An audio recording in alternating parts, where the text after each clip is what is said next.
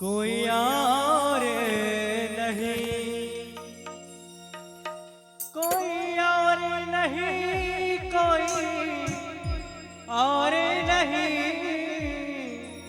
भोलेनाथ भोलेनाथ भोलेनाथ से निराला कोई और नहीं।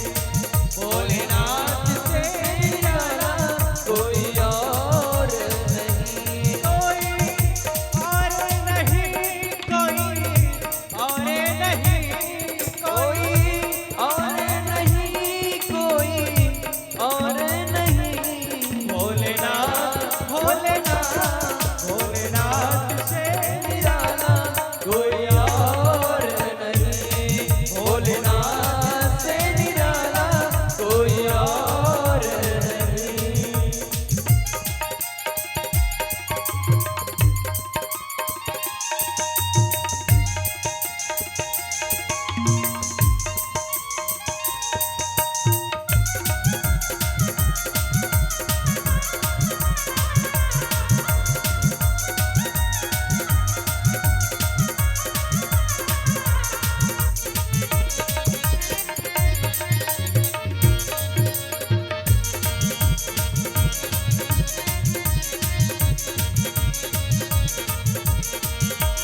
उनका डमरू डम डम बोले, अगम निगम के भेद खोले, अगम निगम के भेद खोले, अगम निगम के भेद खोले।